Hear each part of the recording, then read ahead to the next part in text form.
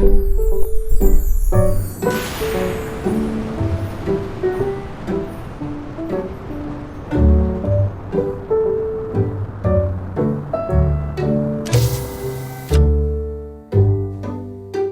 Emily. I work in a scientific group, but what I do is database and website management.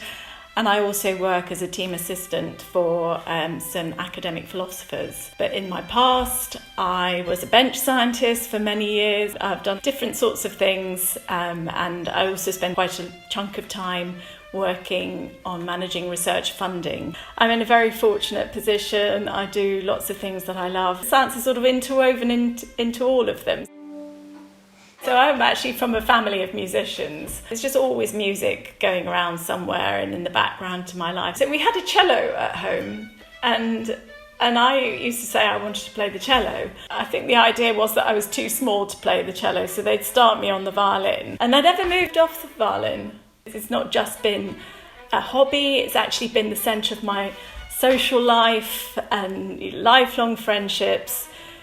It's the most wonderful thing to have in your life. I've not ever heard someone saying, I learnt a musical instrument and what a waste of time that was.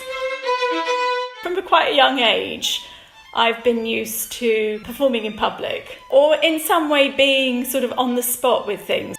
I've never been a huge sufferer from nerve. I think that having sort of got used to that performance aspect early on in life has definitely helped that. And obviously when you're a scientist, you are called upon to give, I've never been a lecturer, but I've given talks, various different sorts of meetings. It's never really bothered me, and I would look back and think, yeah, that's probably something to do with the fact that I've been on a stage so many times for so much of my life. When you're reading something, you've got to be breaking it down, thinking about the next bit that you're playing, doing the fractions, how many beats on that note. You've got the bits where you're not playing, you've got to leave enough space, you've got to be counting through them. You can't let up that concentration for a moment. So there is quite an analytical process, I guess, to decoding music.